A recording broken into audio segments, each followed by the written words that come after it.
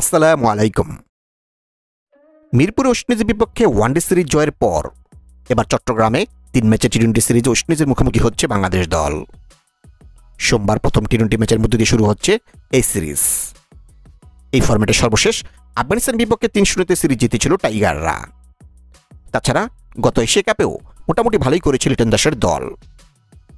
এদিকে ইনজুরি কাটিয়ে আবার দলের সাথে যোগ দিয়েছেন টি-টোয়েন্টি দলের নিয়মিত অধিনায়ক লিটন কুমার দাস। সুতরাং বলা যায় এবার মোটামুটি পূর্ণশক্তি দল নিয়েই ওয়েস্ট ইন্ডিজের মুখোমুখি হতে যাচ্ছে টিম টাইগার্স।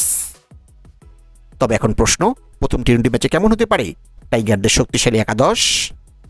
গত সিরিজে লিডার না থাকায় জাকির আলী অনিকের হাত ধরেই আফগানিস্তানকে দবল ধোলাই করেছিল টাইগাররা। যদিও ব্যক্তিগত পারফরমেন্স বলতে সেই সিরিজে মোটেও সুবিধা করতে পারেননি জাকির আলী। তাই লিটন দলে ফেরায় প্রথম টি-টোয়েন্টি ম্যাচটিতে একাদশে নাও থাকতে পারেন জাকির আলী অনেক। এদিকে সৌম্য সরকারকে এই ফরম্যাটে না রাখায় সাইফ হাসানের সঙ্গে কে করবেন ওপেনিং জুটি, সেটাও একটা বড় প্রশ্ন। তাছাড়া মিডল অর্ডারে শামীম নাকি জাকির, কে থাকবে শেষ পর্যন্ত একাদশে, সেটা অবশ্য পরিষ্কার নয়। যদিও বামহাতি ব্যাটার হওয়াতে এই জায়গাতে কিছুটা এগিয়ে থাকবেন শামীম। তাছাড়া প্রয়োজনে দু একটা ওভারও করিয়ে নেওয়া যাবে শামীমকে দিয়ে। অন্যদিকে চট্টগ্রাম মাঠে খেলা হওয়াতে 3 পেসার নাকি একজন বাড়তি স্পিনার নিয়ে একাদশ সাজাবে টিম ম্যানেজমেন্ট, সেটাও একটা দেখার বিষয়।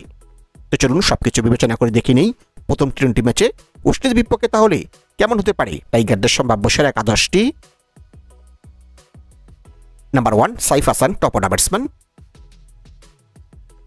Number 2 Parvez Hossain Emon, top order batsman. Number 3 Litton Kumar Das, one down batsman and captain. Number 4 Towhid Hridoy, middle order batsman. Number 5 Shamim Hossain Patory, mid order batsman. Number 6 Rule Hasan Sohan, wicketkeeper and batsman.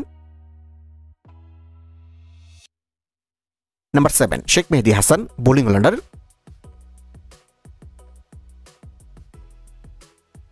Number 8 Ishad Hossain, bowling all-rounder. Number 9 Nasum Ahmed, spin bowler. Number 10 Tajiman Sakib, fast bowler. And number 11 Mustafizur Rahman, fast bowler.